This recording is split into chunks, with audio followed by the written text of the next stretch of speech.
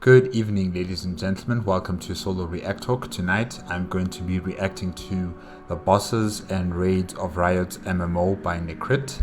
If you want to check out my previous reactions to other Necrit's videos based on the Riot's MMO, remember the playlist card will be at the top. Just click on it and you'll be able to access them.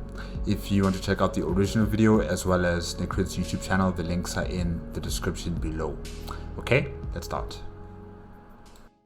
3, 2, 1, go. Well, hello there. It seems like people really enjoy it when I talk about things covered in deep layers of copium. Now, don't Opium? get me wrong, I don't think we're riding on copium that much. So far, I have not made up a single thing, I am simply presenting things that already exist. And as my videos got traction, I started getting some valuable feedback. So before we begin today's video, let's have a look at some of the things you just had to point out. For those of you who believe we are starting unhealthy hype, it's fine. As long as we all understand that we are dealing with hypotheticals, and that we will all be bold by the time it comes out. I also got to interview the person who wrote the upcoming massive League of Legends novel, who was confirmed to now be working on the MMO. And he told me that yes, my videos are being passed among the developers. So you can stop tagging them on Twitter now. Also, that novel is insanely good. It's Game of Thrones in League of Legends. I am excited for the potential lore of the MMO. Next, yeah, I am. Game of Thrones in League of Legends. Okay. Okay. Alright. I'm wearing my slippers out of my own volition. Yes, shamans can shapeshift in this universe, just like druids. And yes, Riot confirmed that Legends of Runeterra, which is the card game based on League of Legends, is a big inspiration when it comes to the world building. Okay, so like Blizzard, they have Hearthstone and they have World of Warcraft. And now Riot has, the MMO that's being planned to come out, and they also have a card game, Runeterra. Interesting. Very interesting. In case you're wondering what this is about, all the art I am showing you comes from Legends of Runeterra, a game that secretly acts as a massive archive of art that reveals this universe. Anyway, after covering the world and all the races and classes the lore supports, we can now dive into the potential endgame bosses of this MMO. Now I know what you're thinking. This game isn't even in the playtesting phase, how can we talk about the raids? Well, you see, that's because Riot was probably thinking ahead of time. And they started a bit of a meme in the lore community. They gave this universe way too many world-ending threats. The downside of this is that, yeah, there was a time when we didn't know which world-ending threat was the real world-ending threat. It was a bad... But I'm assuming that any real world-ending threat would have to associate with the Watchers. So definitely the Watchers are the world-ending event threat, together with the Darkin, because the Darkin are corrupted by the Watchers, and then any other faction or any other antagonist. Their threat is mainly just world domination, probably wanting to dominate all continents on Runeterra and make themselves king or empress or emperor of the world or something. Yeah, so I don't think the other ones are going to be that much of a threat, but I think the main threat, the main event is going to be something that involves the Watchers and the Darkin. Yeah, that's what I'm thinking. Between who's the biggest evil, but the benefits are obvious. You have a lot of meaningful enemies that you can remove before you start limiting your storytelling. And in fact, many of these big storylines are written with all the back doors open, so that in the future they can utilize them for an event in League of Legends, or it is stories that were left open purposefully for the MMO. And that's what this video is going to be about. Originally, I wanted to show you 10 storylines that were left open and which would lead into raids. But if you look at the length of this video, yeah, I cut it down to only 7. So without further ado, let's get on it. since we are essentially talking about the world of League of Legends, especially if you have seen our last two MMO videos, it goes without saying that this world has material for hundreds of instances. This means that it's really up to Riot to cherry pick which ones they want to do. And since in this video I am only going to mention 7 of these, it is highly likely I am not going to mention the one that you would like to see. But if you feel strong about your own idea about a dungeon, feel free to comment about it below. This is all valuable feedback for the developers after all. Anyway, the 7 raids I picked are based on one simple fact. Their stories and setting are perfectly fit for a raid environment. Be it because their stories are set up for a grand finale, or because some of these villains already have a cast of supporting bosses for the raid. Or simply because the battles would be really cool. And because showing is better than telling, let's start with the first raid. One with such a good setup, the raid essentially writes itself. The Ascension of Mount Targon. As you may remember, Mount Targon was created by the celestial gods to serve as a gateway to the celestial realms. And people decide to climb this place for a variety of reasons. Even though only about 1 in 10,000 makes it to the peak, some people try to climb the mountain because they want to be deemed worthy and become a celestial demigod, while, for example, the Massians send their criminals here to die trying to climb the mountain. This death sentence is Wait, what?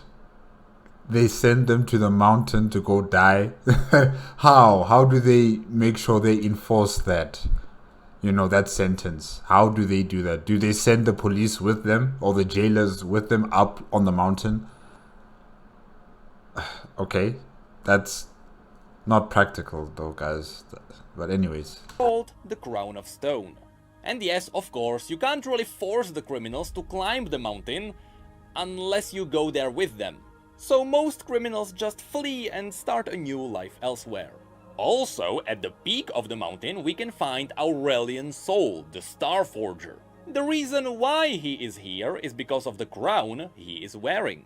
Long story short, thousands of years ago, when people noticed that Aurelian was crossing the stars, they started worshipping him, which boosted Aurelian's ego. And they crafted him a crown of celestial star metal. Aurelian, already being quite egoistic, donned the crown, only to realize it was a mind-controlling device. In reality, it was the celestial aspects who wanted to hold Aurelian's power the entire time. Now, to be fair, the aspects are using Aurelian's powers for good cause. They are using his celestial fire to purge the void from Runeterra. But still, it is the celestial aspects who enslaved Aurelian.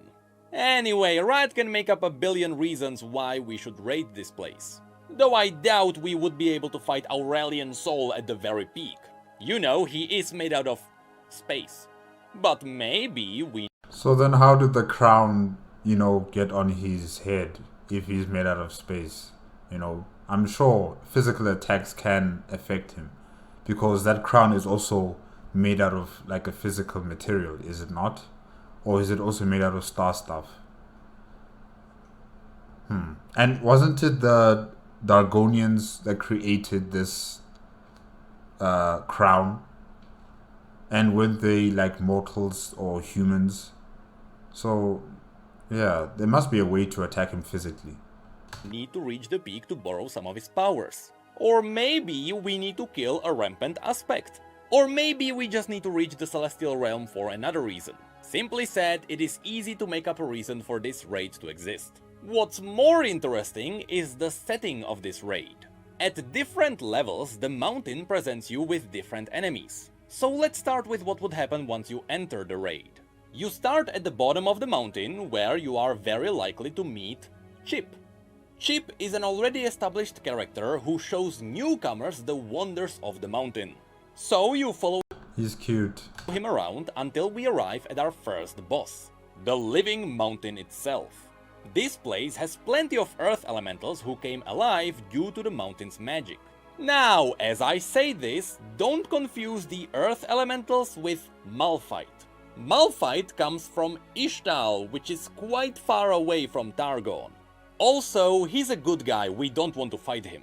But from the Earth Elementals who would likely protect this place, we have, for example, the Blue Sentinel, who also appears in League of Legends. But the biggest of them all is the Stonebreaker.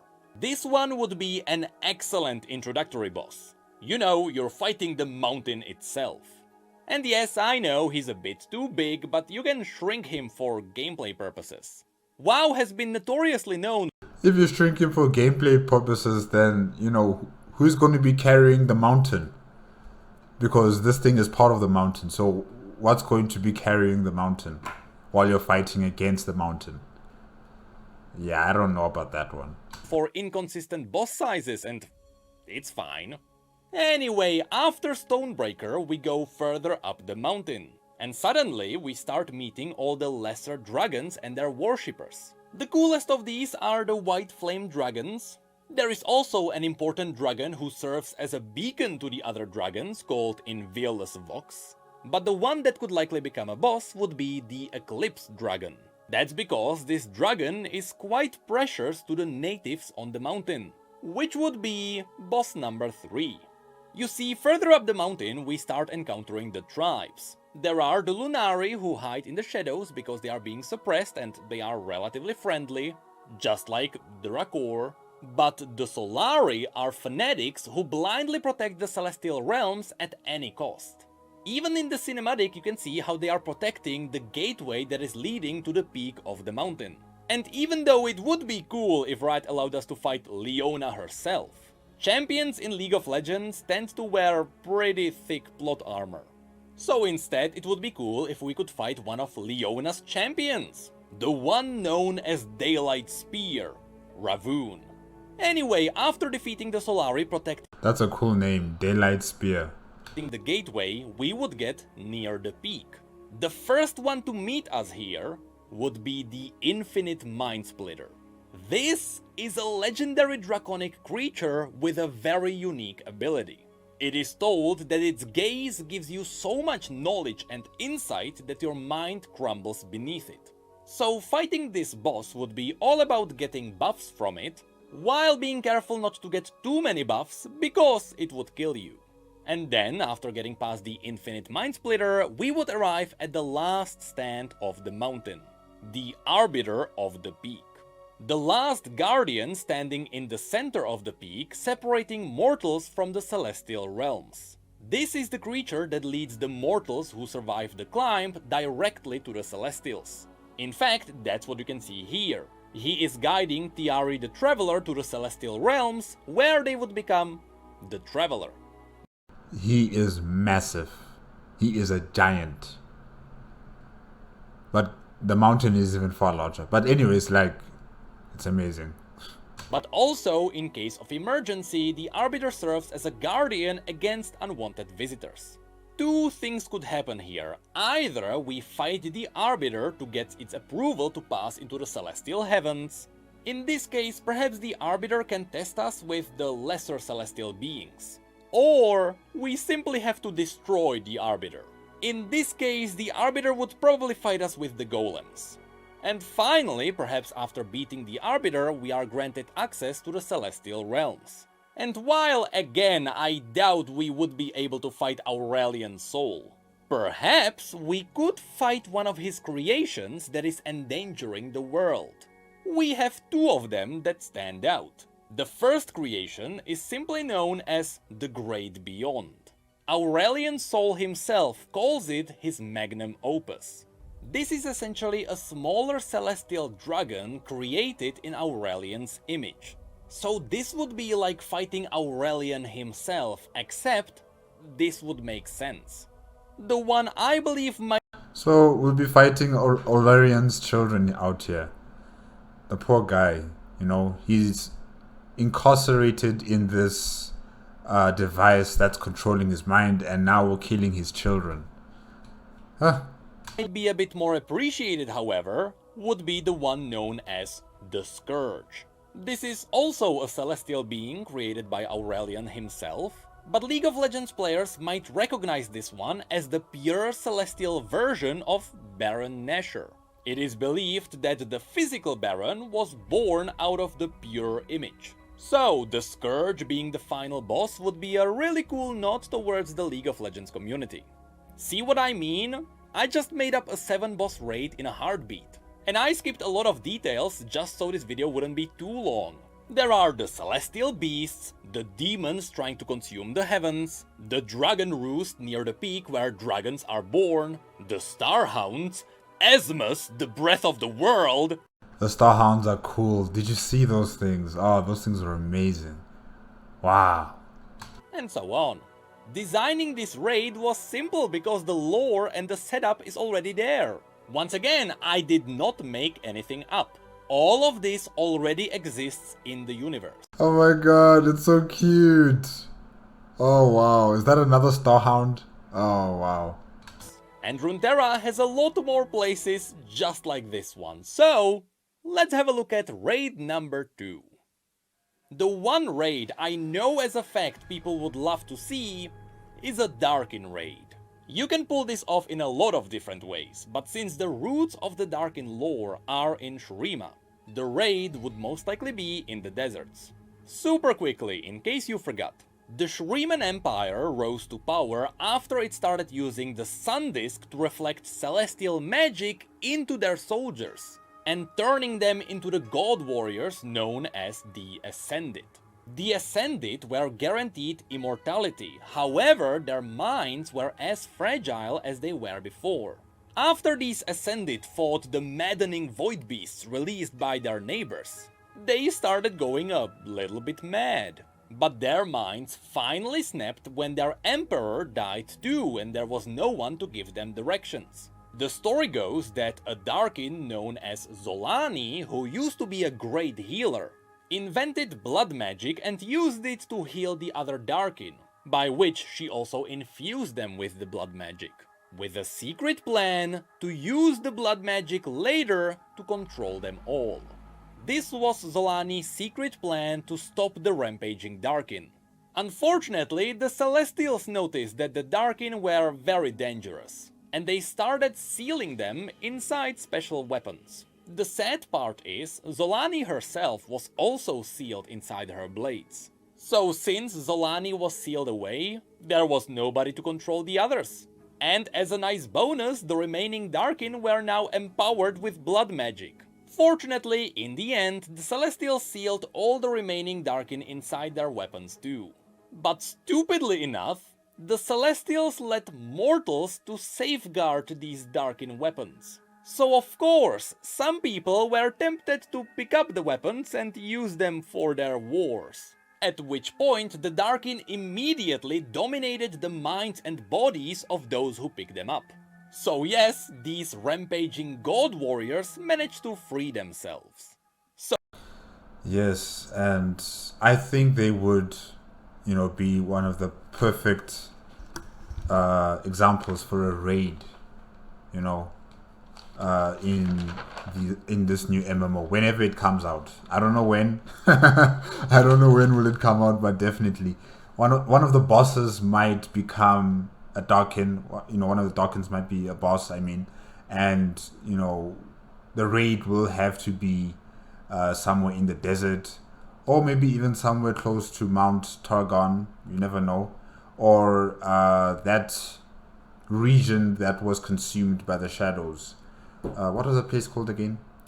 Ikathia? Yes. There might be a situation happening down there that requires a raid where people will be investigating and, conquering dungeons or whatever else is based in Ikathia. So yeah, I can see that happening as well. So now, let's quickly go through those who would serve as big raid bosses. Perhaps the most famous one, and as far as we know, the most powerful one, is Aatrox. After Aatrox was sealed away, his blade was picked up by a random warrior in the north.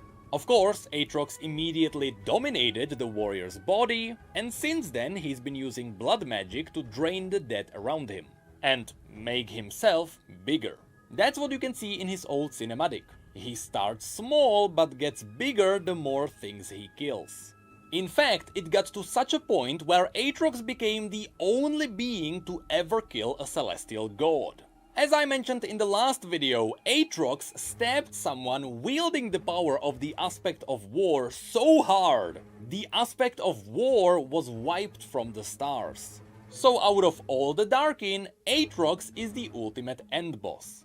How did Aatrox even get up, or should I say, how did it get up to the point when this Aspect of War and Aatrox would be fighting each other? How did it turn out that way exactly? That's what I want to know. Like, what happened?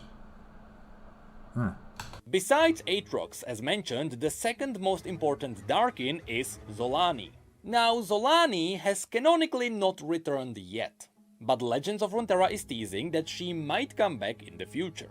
Also, as a fun fact, in the most recent cinematic, you can see that Talia and Kaisa arrive in front of the faceless statue of Zolani. Next, there is also Varus, a Darkin who was sealed inside a bow inside a well, and he got freed after 2 hunters fell into the well. So now, Varus's body is actually occupied by 3 souls, the 2 hunters and the Darkin. One could say he's the embodiment of 2.5 men. So he has something like a split personality? Wow, alright. And there is also Kain, the one holding the scythe of a Darkin known as Rast. But as far as we know, Kain is pretty good at resisting Rast's power, so I doubt Rast would be freed. Also, Kain is a League of Legends champion, so in order for Rast to come out, Kain would need to die. And I don't think that's possible with all the plot armor. But we are still not done yet. Next, from the lesser known Darkin, there is also Horazi, who was sealed inside a small emblem, Naganeka of Zurita, who was sealed inside a giant ballista. Like, shaped like a chicken. So I've been told by Necrit. Yeah. As you can see, she looks a little bit like a chicken, and that's because it is believed that a chicken touched the ballista and the Darkin took over the chicken's body. And lastly, there is Tarosh, who was sealed inside a massive halberd. The reason why this Darkin raid would work is because all the Darkin have a common goal. They all hate Zolani. They see her as a betrayer who was trying to control them. So in this raid, we would likely fight the other Darkin as we are trying to get to Zolani. And after we kill her, we would face Aatrox as the final boss, since all the Darkin wars began with Aatrox and Zolani starting a civil war. Also, it turns out that Aatrox was the general of all the other Darkin, so killing Aatrox would be the perfect end to the Darkin chapter. But let's not forget that Riot is already teasing a new Darkin. The next champion in League of Legends might be a dog that picked up a Darkin dagger. And if you're wondering why we would raid this place, first of all, the Darkin are pretty one-sided bad guys, but we could be led here by Nasus and Sivir. Nasus is an Ascended who avoided corruption, so he would be likely happy to put down his former brothers and sisters. Didn't Nasus go into exile? Yeah, didn't he go into exile after that war? Or after the king was assassinated, I should say.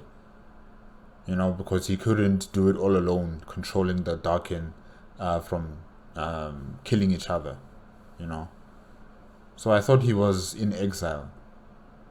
Okay. And Sivir is holding the very first blade to be ever used to seal a Darkin. So once again, the lore is already there. And aesthetically, we have a good idea of what it would look like too. We would start outside around the temples of Zolani, which look creepy and corrupted. And later we delve beneath them to where the land is tainted by blood and death. For the next raid, let's stay in Shuriman. Because if there is a raid I would personally love to see, it is the raid on Narimazeth, a city that is in ruins. That's because Narimazeth was the place where Shurimans tried to build the very first Sun Disk. This first version failed, and instead of the Ascended, it was only producing the Bakai, which are broken, twisted versions of the glorious Ascended. And in the end, the entire city collapsed onto itself. After that, the Shurimans tried to build the Sun Disk again, but this time in the middle of the desert. But now, why would we want to raid these ruins? Well, that's because this city is being rebuilt by Zerath, the most powerful arcane mage on Runeterra, whose body was turned into pure arcane energy by the Sun Disk itself. Yeah, Zerath was the guy who betrayed his king and, absorbed all of that celestial energy into himself, thus creating an explosion that destroyed the city. But basically, he was the king's closest confidant, the closest friend, and I don't really understand his motives about why he did what he did, but, the king had a lot of plans, especially in terms of ending slavery, but he just never got to it, because he's dead now. Yeah. Long story shorter. When Emperor Azir was a child, he became friends with a nameless slave. And despite slaves being forbidden from having names, he called him Zerath. Throughout the years, the two became as close as brothers, studying culture and history whenever possible. Later on, despite his father hating him, Azir became his only surviving son. So unless his mother gave birth to another child, he would become the emperor anyway. Well, in secret, Zerath simply made sure she would not give birth to another child. Usually he did it by corrupting the infant in her womb, because it turns out this entire time Zerath was trying to break his roots from slavery. And now he had the ambition to gain power himself.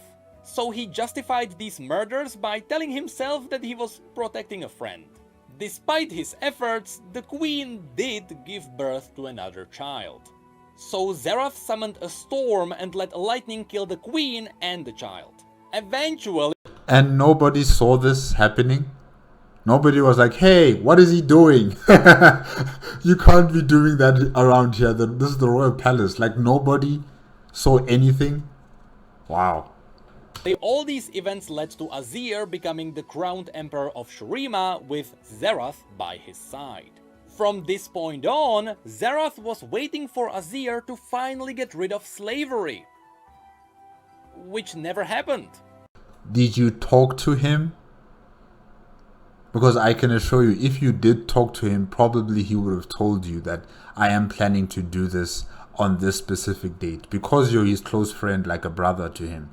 So I'm sure he would have told you, but maybe you just didn't ask. You just expected this to happen, probably. Despite Azir being the most beloved emperor in history, he allowed slavery to keep going on. And that angered Zerath. At the end of the story, the emperor was chosen to become an ascended himself. But during the ceremony, when the Sun Disk was focusing its power into Azir's body, Zerath was so full of his BS, he incinerated him and forced all the power of the Sun Disk into himself. This resulted in Zerath's body being turned into pure arcane energy, the death of Azir, and the collapse of the Sun Disk and the destruction of the entire empire. You wanna know the twist at the end? If you read the story from Azir's perspective, you learn that he did want to remove slavery. He just wanted it to be a surprise. In fact, he even announced it just as Zerath betrayed him. But Zerath already murdered way too many people, so even though he really wanted to stop, it was too late to go back. So Zerath doomed the entire empire. And yes, because the emperor died, Zerath is also technically the reason why the Darkin exist. I already mumbled about the lore for way too long, so just know this. Nasus's brother, Renekton, bound Zerath in a sarcophagus, and he locked himself with Zerath in a tomb. Many years later, scavengers opened the tomb and released Renekton and Zerath. As I said, Zerath is currently in Nerimazeth, and he is actually trying to rebuild the original Sun Disk. We don't really know why he is doing it, but I think it's safe to assume that he just wants more power. But you know what it smells like to me? It smells like a big old setup for a future raid. In Legends of Runeterra, you can see Zerath with all his worshippers. You can also see all the mini-bosses around him. Especially we know about Demi Yin the Unbound. But besides all of these heralds and acolytes, this raid would also have the Bakai. the original experimental Ascended who come from this city. But also we would fight Renekton himself, because it turns out after hundreds of years of being locked in a tomb with Xerath, Xerath broke his mind by whispering to him that Nasus betrayed him. He purposefully led him to rot in the darkness. That's why Renekton is quite crazy these days. It all goes back to Xerath, who might be the ultimate villain of Shuriman. For the next raid, why don't we play off of the success of Arcane? No spoilers, don't worry. Previously, when I told you about the cities Piltover and Zaun, I showed you that at the very bottom of that place you can find the ruins of an ancient Shuriman city. But that will become just a dungeon. The one that would become an interesting raid would be the Empire of Renada Glask. After I mentioned this, Empire of Renada Glask. Okay, I have not seen that empire on the map that Necrit was showing to us in the past 2 videos. I don't remember this empire. Yeah, are they close to Piltover? Maybe. I know a lot of you will be confused. After all, Renada Glask is just a rich baron from Zaun. How can she support an entire raid? Well, in this case, it is all built on 2 factors. First of all, Renada is way too big of a character to be removed in just a dungeon.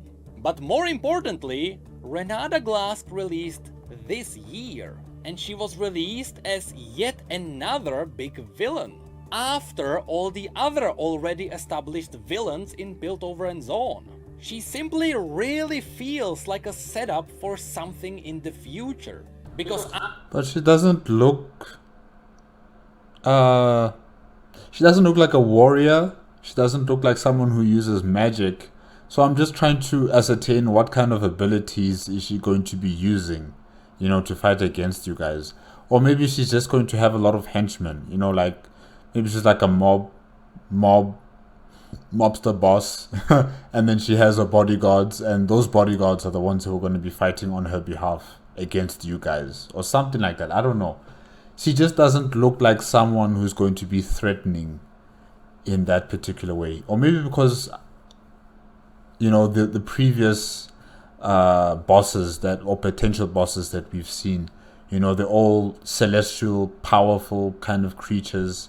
Some of them corrupted by the Watchers, and they have these awe-shaking abilities. And then I'm coming to Piltover and I'm seeing this lady, and I'm like, what can she do? After already having Singed and Urgot and Victor as villains in Zaun, Riot didn't need to make up another.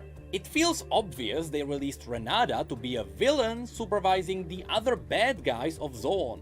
Before her, Zaun didn't really have a main villain, so obviously she is now filling that role. Her lore is making her the main boss of Zaun. Her raid would be very clear in its structure. We would follow the detective case of Caitlyn and Vi as we try to find her hideout. Perhaps Camille, an extremely dangerous assassin from Piltover, would be also interested in killing her. From that point on, we would literally raid her place with the Wardens. As a nice bonus, people would love to see the popular champions Zeri and Echo on our side, both of which are kids from the streets who have destroyed her warehouses before. But the last puzzle piece is, why would we raid Renada? Well, the Glask family owns Glask Industries, which is the most luxurious brand in Piltover and Zaun. They sell perfumes and really fancy limb replacements. And unfortunately, this brand reflects a bit of real life, since these fancy formulas are developed down in Zaun, using slave labor. But there is also a darker twist. All their products are infused with a chemical formula, which can turn their customers into mindless rampaging husks at any moment. It's kinda like Apple. Now, Wow, that is quite the insurance policy right there, Clearly no one can just overthrow this lady. If they're having this kind of option of activating their mind control systems in many individuals within Zaun or Piltover. It's going to be really like they could topple the current government and make up their own government. You know? Wow. Since Renata is a recent champion, that's all her story really has. She is probably the most powerful Baron in Zaun, who can make an entire city fall into chaos with the press of a button. And now we're just waiting to see when she would unleash it. If you ask me, I normally wouldn't think that this would be a great raid. But this would be very different from raiding dragons, which would actually give it the benefit of changing environment. But also remember, this is riding off of Arcane's fame, and I doubt Riot would pass on that opportunity. That's why I feel confident we will meet Renata in the MMO. And now we are diving into the top 3 raids. I am extremely confident that some form of these will be in the MMO.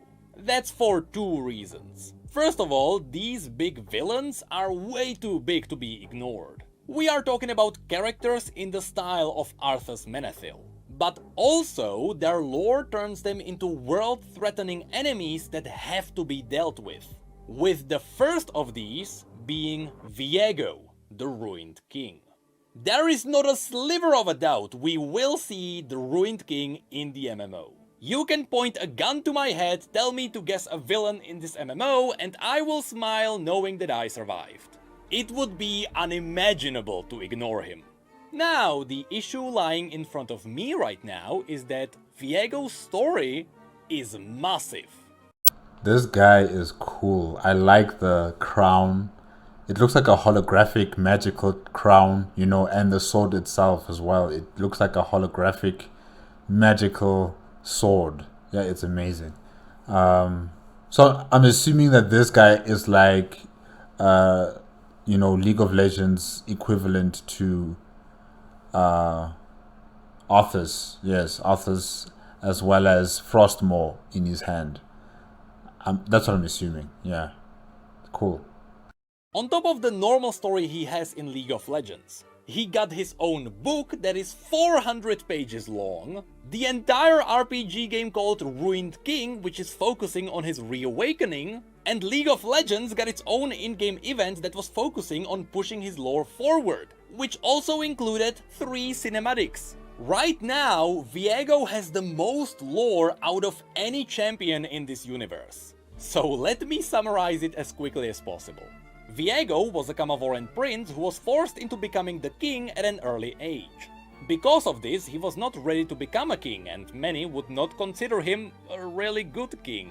Still being a teenager, he often threw tantrums in the style of Kylo Ren. To keep the kingdom from crumbling, he relied on his 2 advisors, Kalista and Nuno Necrit of Camavor. Yes, that's the character named after me. Eventually, Viego met the love of his life, Isolde, a woman whom he loved very, very, very, very deeply. He loved her so much that he would do anything for her. But she didn't abuse it. Isolde was actually a very good queen. For the majority of Viego's ruling, he waved the kingdom's problems away just so he could be with Isolde. Until the day someone tried to poison Viego to finally remove him from the throne, and instead they poisoned Isolde. This is where Viego's dark side really started to show. After trying absolutely everything imaginable, nobody was able to heal his queen. And Viego's angry depression started taking over him. After weeks of desperate searching, Viego found out that there may exist a hidden place called the Blessed Isles, which held the sacred blessed waters which could heal anything. And so he sent Kalista away to find the Isles. After a long adventure, Kalista succeeded and she confirmed that the blessed waters did indeed exist. So on the next trip, Kalista brought the queen and the king and their soldiers with them, so that they could all heal the queen and be happy ever after. But of course... Does he need the soldiers though? Isn't that a bit excessive? Of course, there was a dark twist. The queen died before they arrived on the Isles. And the priests confirmed that they can heal anything. as long as the person is alive. But that didn't stop Viego from trying. So after the priests denied him entrance to the waters, Viego massacred everyone who stood in his way, and following a creepy warden called Thresh, he And now that's why he needed the soldiers, I guess. Oh gosh. arrived at the waters and dunked the queen in. For a moment, the waters did resurrect the queen. But then she was turned into a wraith, who killed Viego with his own blade, which caused his soul to be absorbed by the blade. But he looks so happy. Even though he's being stabbed by this lady, he's so happy. He's like, oh, my love, you're back. I need to watch that cinematic. Is it a cinematic or is it part of a movie? I'm not sure. But yeah, I gotta look out for these, League of Legends, MMO. It's not MMO, but yeah, the League of Legends cinematics. Yeah, I gotta start with that stuff after this video. Oh. Skipping a lot of details here, so just know that yes, the blade can absorb souls. We'll actually talk about the blade in the next MMO video, whenever that one comes out. Anyway, after Just like Frostmourne. Viego was killed with his own blade, everything exploded in necromantic magic. His queen's soul was shattered into fragments, and the entire place was turned into the Shadow Isles. For 1,000 years, Viego's soul stayed there in the blade. Until the Pirate King Gangplank was told by Thresh that he could totally pick up the blade. His mind was totally strong enough to resist the power of the king. Spoiler alert, it wasn't. And the moment Gangplank picked up the blade, his mind and body was dominated by Viego, who then used that body to fully release himself back into the world. After that, even though everyone's been dead for 1,000 years, Viego still wanted to bring his wife back, and so he started to unleash the undead with the Black Mist all around the world, in an attempt to find all the fragments of his queen's soul. Eventually he succeeded, and he actually managed to bring the queen's soul back. But immediately after that, he was defeated by the Sentinels of Light. Remember the undead hunting class from the last video? That's them. And not only did they permanently destroy the queen's soul, because the queen didn't actually want to be resurrected, but Viego's entire story arc ended with him being teleported back to his homeland called Kamavor, where he was banished until the present days. Banished? He was banished? This guy should have been executed. We can't have someone like this dangerous, continuing to exist. They should have executed this man, you know? Wow. Now they're just kicking the can down the road for someone else to deal with. You can actually see the end of the storyline in the cinematic called Absolution. And this is why Viego is going to be an incredible boss in the MMO.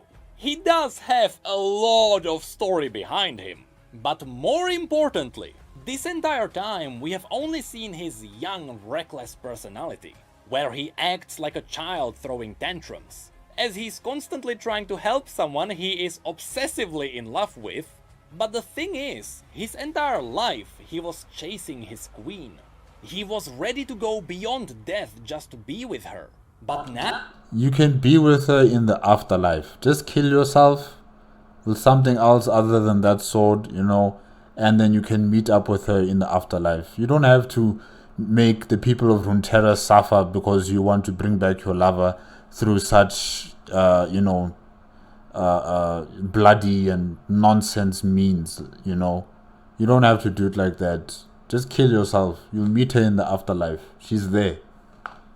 Now he was imprisoned after learning that the queen didn't want to be with him, but also after her soul was permanently destroyed. So once Viego is unleashed from his prison again, instead of a cocky teenager, we are going to have a pissed off king who has nothing to lose.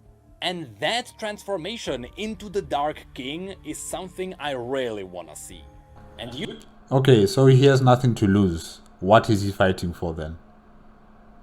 What is he gonna be doing now that he's free? What is he going to be doing? What's his mission objective? You know? You can only imagine what the raid is gonna look like. Hordes of risen Camavoran soldiers, ancient undead dragons brought from his homeland, the legendary Rasa the Sunderer, and even more legendary Hecarim of the Iron Order. But there is also Commander Ledros, or maybe Karthus the Death Singer, and finally Thresh, the one who caused all of this to happen, the hidden master of puppets in the shadows. Simply said, Viego has a lot of meaningful enemies serving him, and the raid will be glorious. Side note, in the distant future, I kinda wanna cover the entire story of Viego. Wish me luck. For the next raid, we are not delving too far away from the undead theme, because it's time to cover the most brutal badass warrior this universe had ever seen. Super quickly, just for clarity. Viego's deathly magic is really undeath in its true meaning. When he's turning his enemies into undead souls, it's more like he is preventing them from dying, and he's turning them into somewhat living wraiths instead. So he's not really the master of death. As you'll see, that title goes to Mordekaiser. His story begins as a warlord known as San Uzal. During his time, the main continents were occupied by barbaric tribes. San Uzal believed that by killing as many people as possible, he would please the gods of the afterlife. And so, he forged an empire in blood and death. As his life was near the end, he took great satisfaction in knowing that he would sit at the gods' tables, in the glorious halls of bones. However, when he died, he found no glory waiting for him. Instead, San Uzal stood in an empty grey wasteland, with an occasional soul drifting by. He watched as these lesser spirits faded into the fog, unmade and lost in time. But San Uzal refused to fade. His will, tempered by rage and torment, held him together. In other words, he was simply too angry to die. He started listening to the disembodied whispers around him, and he learned this was Oknun, the language of the dead. Slowly, he came up with a plan. He began whispering temptations into the veil between realms, promising power to any who would listen. And sure enough, he managed to tempt a few cultists into bringing him back to life. Lacking any flesh or bone, he told the cultists to bind his spirit to metal plates, forged in the likeliness of his old armor. And so he rose as the Revenant of Iron and Hate. No longer called San Uzal, but rather, in Oknun, he was Mordekaiser. I wonder about those cultists, after reawakening this person or resurrecting this person into this iron or mechanical body, what do you think is going to happen to you now?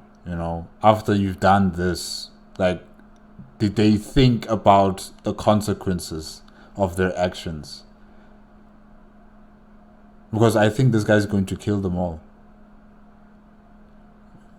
Originally, these cultists wanted to use Mordekaiser as a weapon in their trivial wars. But instead, Mordekaiser killed them all, and he used their souls to forge himself. Exactly.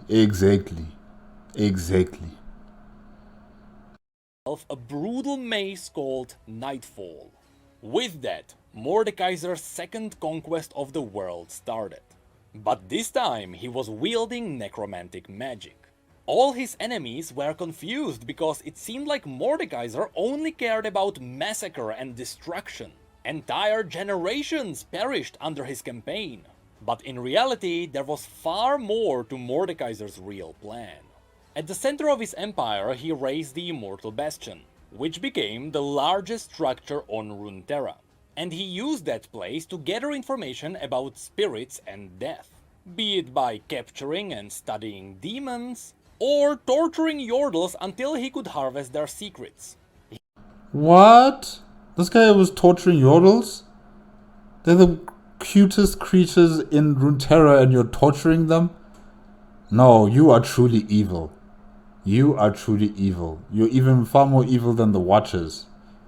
Oh my gosh. He did everything in his power to understand the realms beyond. Eventually, Mordekaiser became such a tyrant the entire continent banded against him. But when he was ultimately defeated, it was not because of his enemies, but rather he was betrayed from his inner circle. The Immortal Bastion had a secret cabal led by a witch we know as LeBlanc. They managed to separate Mordekaiser's spirit from his armor and seal the empty armor in a hidden place. As a result, without... Again, they're doing things that I just don't understand. You know, they're kicking the can down the road yet again. Why not just throw this armor into some sort of like a lava pit, you know, or a smelter, melt it down, and you know, distribute the material to be used for other things? Why are you sealing away the armor? For what? For what? Destroy this thing. Hey. His physical vessel, Mordekaiser was forced out of the physical realm.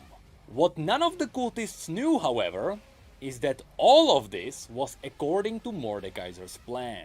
The entire time he was forging a destiny greater than the halls of bones. When he finally returned to the empty wasteland of the afterlife, he was met by the hundreds of thousands who died under his reign. Prevented by his dark magic, they would never fade. They would be his eternal army bound to his will.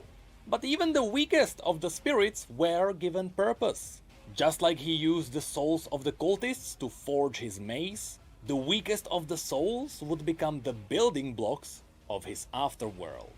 And so Mordekaiser became the king of the afterlife. And even though he was cast out, with his physical vessel being banished in the Immortal Bastion in Noxus, he is already planning on how to return. And once he does so, after so many people were fed into his realm, he would be so powerful nobody would know how to stop him. Since that is where his story cut off, you know that this is a setup for the future.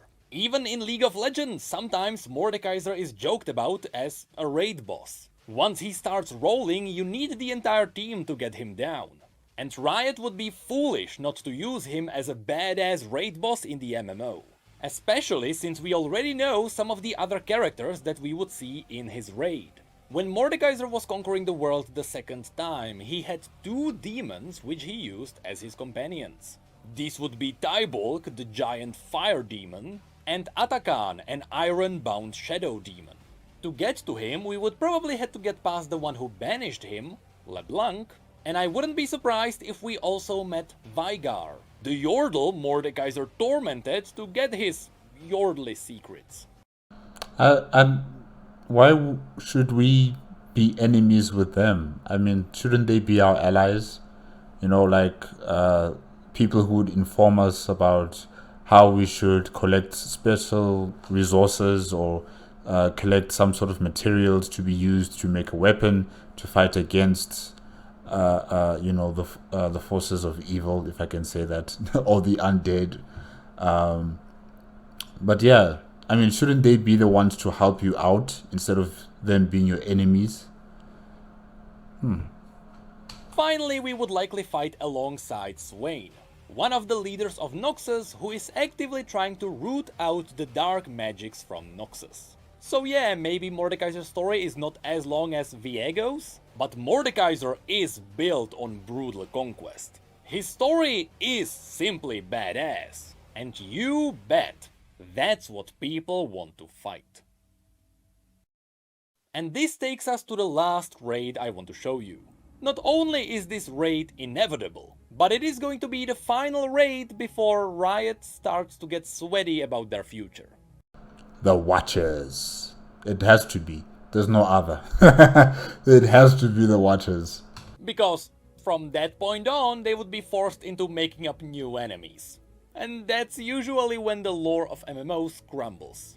With the ultimate endgame in Runeterra being The battle against the end of everything, the Watchers of the Void. Now, I know we already quickly summarized the story of the Watchers when we talked about the world. And I think you'll be fighting against the Watchers in Felgrod. It's Desert. Yes, Felgrod. Yes, you'll be fighting against Lysandra and her people, those who are serving her and protecting, the location where the Watchers are being imprisoned in ice. Yeah. You'll be fighting against her and her cohorts of people, probably, and probably even some Iceborne who are still alive. Yeah. Or it could be Icathia, but I think it's going to be in Felderond. Yeah. But we need to quickly do it again, because if they get their own raid, it would be a really cool merging of multiple storylines of this universe. Basically, at the beginning of everything, there was nothing. Just dark, empty void. Until there was a spark of light. This spark of light illuminated the darkness and revealed creepy entities we know as the Watchers, who before this event didn't even know about their own existence. Of course, since this first light woke the Watchers up for the first time since the beginning of time, the Watchers got annoyed and they decided to silence it so they could sleep again. As they drifted closer, we learned that this spark was indeed our reality. So to get rid of the light, the Watchers tried to poke it and taint it.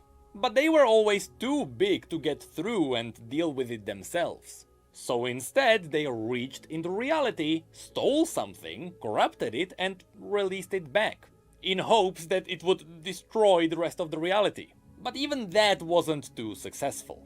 Eventually, the Watchers started whispering into the light, and the Ice Witch known as Lysandra answered. The Watchers promised her people immortality and great power.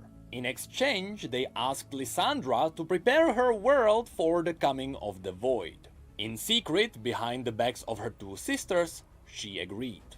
The Watchers empowered the strongest of their followers and turned them into the Iceborne. And soon enough, the Watchers broke into reality in the Freljord. With it, Lysandra's allegiance with the Watchers was undeniable. But as the Watchers rose, for the first time, Lysandra got to see how horrifying they were. And she realized they came here to destroy everything. In desperation, Lysandra sacrificed her sisters and the Iceborne to use their magic to freeze the Watchers beneath the ice. But even that magic wasn't enough. Beneath the ice, the Watchers were only sleeping. They would break out should they try to wake up. So these days, Lysandra is kidnapping the surviving Iceborne. She freezes them in her fortress. She is then using their inherent powers to reinforce the ice. And she is feeding their dreams to the Watchers to keep them asleep. As a bonus, Lysandra is killing anyone who remembers the old days, and who could spill out that she actually kinda betrayed all humanity.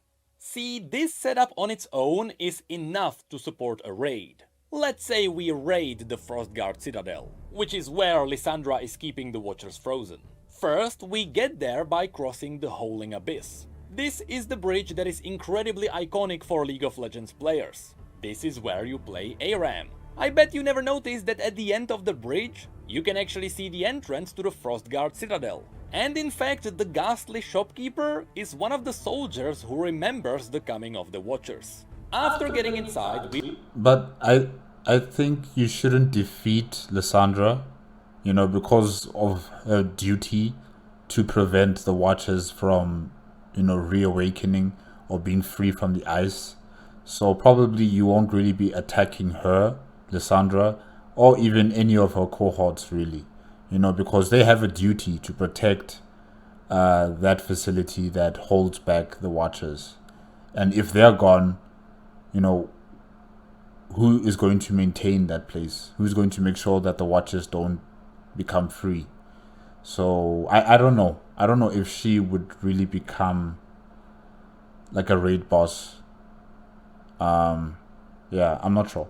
We would fight Lysandra's frozen thralls. These are trolls that Lysandra twisted herself to serve her.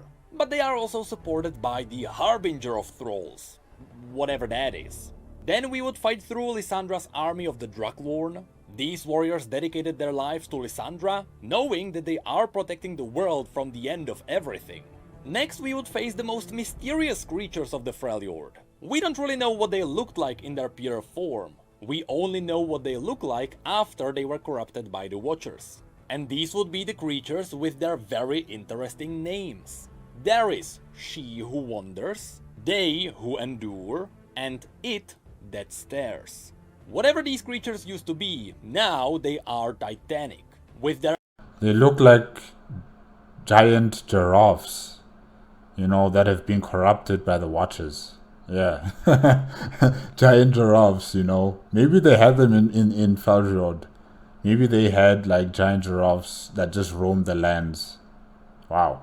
I-beam disintegrating reality. Then of course we would have to get past Lysandra herself before we arrive at the Frozen Watcher. I think it's likely that we are going to fight one of these. And what's cool is that even though this is the toughest enemy this universe has to offer, even if we defeat it, we don't really defeat all the Watchers. That's the clever backdoor of this universe. We can't destroy them all. They are the primal force, there is an endless sea of them. If anything, our reality is a parasite in their void. So if we defeat a Frozen Watcher, all we really do is plug a hole. But the Watchers continue being a threat. Anyway, this Watcher looks strange, doesn't it? It's not really the floating eye that you would imagine. Well, that's because, as it is with all the League of Legends stories, there is a twist. You see, just as the Watchers are able to corrupt a being, they are also open to being corrupted themselves. The process always comes from both sides. And so, the more the Watchers interact with humans, for example, the more human-like they become themselves. And since the Watchers in the Freljord were frozen there for thousands of years, Legends of Runeterra shows us that once they would break through, that's what they would look like. They would have many human-like limbs, the story told us they have fur from all the animals, and they even have a creepy fake face. So no, this is not what a pure Watcher would look like. This is a Watcher tainted by the people of the Freljord. Also, you might be wondering, how do we actually beat the most powerful being in this universe? Well, that's where the stories collide. First of all, Lysandra would be the key to freezing the Watchers. She would have to be on our side at the end there. Also, the primal god Ornn constructed the bridge leading to the Citadel. And this bridge was used as a magical seal to help keep the Watchers down there. So Ornn himself would help us. But most importantly, there is another massive storyline that is in Shurima, centered around a Voidborn known as Bel'Veth. Because this video is already way too long, just super quickly. You know how the Watchers themselves got tainted when interacting with reality? Down in Shurima, a small pocket dimension formed between the Void and our reality. It was sort of like a cancer growth on the Void. In fact, if you dive deeper into this, you may realize that this is directly correlating to real-life cancer. If you don't know, cancer is just living tissue that decided, hey, I don't wanna die. And that's exactly what happened here. As the Void started consuming people in Shurima, it got tainted by the people and it formed self-awareness. Soon, because this cancerous growth inside the Void needed to represent itself, it grew a creature known as Bel'Veth. A Voidborn that looks a bit fishy because she consumed a harbor, but also she doesn't actually like the Watchers because the Watchers want to end everything. And all Bel'Veth wants to do is to live. And so these days, Bel'Veth is consuming entire cities at a time. And she is rebuilding everything with the information she got. With her ultimate end goal being to rebuild all reality.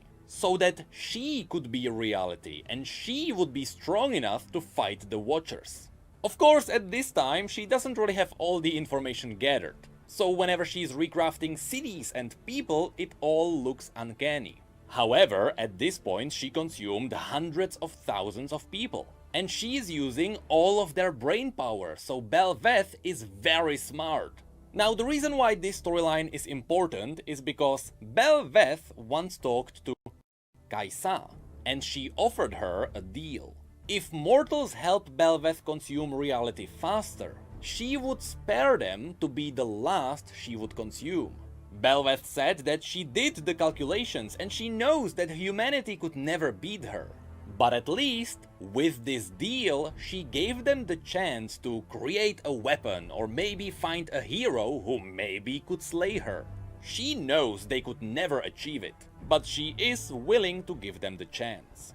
And you see, this is where we can get another twist. This wasn't confirmed, this is purely my theory, but I believe... I need to see this cinematic that we're watching right now. It's so cool. I hear you, Necrit, I hear what you're saying, but what I'm seeing here is really...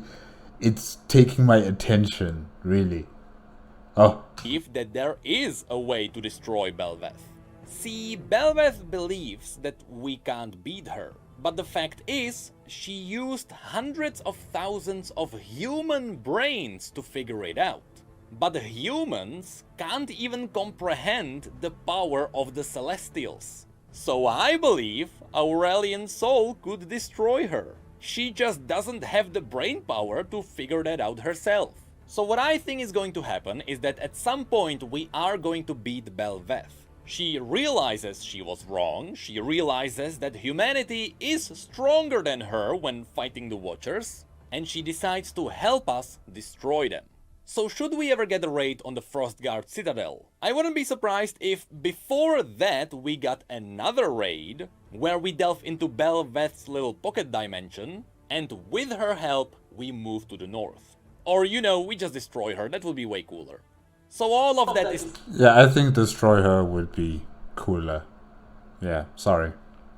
Still just a wild theory. The fact is, we are fighting the Watchers. That is inevitable. And that was all the raids I wanted to show you. All of them are supported by the lore, and it is up to Riot whether they want to do them or not. Except the last 3 raids. Those are happening, there is no way around it. But because people are going to freak out, let me give you some honorable mentions. This universe also technically has the Grim Reaper. While they may have many forms, the most well-known form of death itself is Kindred. We wouldn't really have a good reason to fight them though, since death isn't really an evil entity in this universe, but, you know, they exist. I would also love to fight against Vladimir's Hemomancers. We could also get a raid on the Ursine, with Volibear being the final boss, the primal god of wilderness. In the east there is also the mysterious demon known as Ashlash, a 7-handed liquid demon that is locked beneath the earth, in a place known as the 7th layer. Neela is currently wielding its power and it looks like a setup for the future. Also there is Fiddlesticks, the primal and most powerful demon on Runeterra. Fiddlesticks itself is just a puppet. The demon is what you can see inside the cage. But because Fiddlesticks is roaming around the world, I couldn't really figure out a raid setting. But you bet we are fighting him at some point. If you want a creepy video to react to, find Fiddlesticks cinematic. Simply said, the lore supports so much more than what I showed you today. And in the future, I can make a smaller video where I cover the dungeons of this MMO. All being theoretical, of course. But for now, that's it. I'm running out of content, so let's see, what do we have next? But, hey, my question, why do you hold the lav mic? Wait, what do you...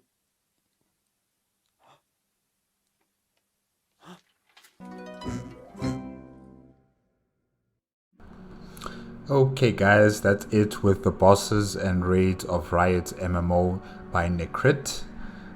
Yes, the 7 possibilities, you know, Mount Targon raid, Darkin raids, Shuriman raids, Piltover and Zaun raids, especially with Renata Glass, I think that was her name, and Viego, the Ruined King boss fights, and Mordekaiser. Yeah, Mordekaiser boss fights, as well as the Watchers, and then possibly the Voidborn Belbeth. Also like a boss fight with her. Yes, they all seem very interesting. It's not all just one and the same, just fighting against Watchers all the time. There is a variety of different types of bosses and raids that, people who are going to be playing the MMO are going to be able to be spoiled for choice, I should say. They'll be spoiled for choice. It also depends on, the installments of the game, that are going to be coming in for this MMO. I don't think you'll be fighting against the Watchers immediately, like on the first opening of this new MMO. I think it'll be during later iterations or later expansion packs of the MMO. Probably that's when you guys will start fighting against the Watchers. In the beginning, it might be something small, starting with Piltover and Zaun, fighting against the local mobster bosses there, and probably, Mount Targon will be later on, probably. Maybe the Darkin or the Shuriman raids, maybe you deal with those as well in the earlier beginnings of the game, of the MMO. And then as you go deeper and longer in playing the game, the new installments, they'll be having Mordekaiser, they'll be having Viego, the Ruined King, they'll be having Mount Targon, and then finally you'll be having the Watchers and Belbeth, So I think those who are going to be playing the game, I don't know when would that be. Hopefully I won't lose my hair, when that time comes. Hopefully I'll still have my hair. You guys will be spoiled for choice. You'll be enjoying this game, and hopefully I'll also be able to enjoy it. I don't know. Maybe I'll just watch people enjoy it. I don't know. But yeah, it's all very interesting, all very rich and diverse, and there were so many cinematics that he was showing there in the video that really enticed me. I am so interested now. I need to go and watch the cinematics for the League of Legends. I think there was still like 136 or 37 videos, I think. So yeah, I'm gonna get into them probably starting next week, because this is the last video that I saw on Necrit's YouTube channel that focused on the MMO. I'm not sure, maybe if you guys have a suggestion of which video I should watch next, but I am going to start focusing on those cinematics. I need to see I need to see these things. They look so interesting. So yeah, guys, that's it for tonight. Remember, if you want to check out the original video as well as Necrit's YouTube channel, the links are in the description below. If you like my reaction, please give me a like, comment, and subscribe to my channel. Click on the notification bell if you want to be up to date with my latest videos, and I'll see you guys next week, Wednesday. Okay, bye bye.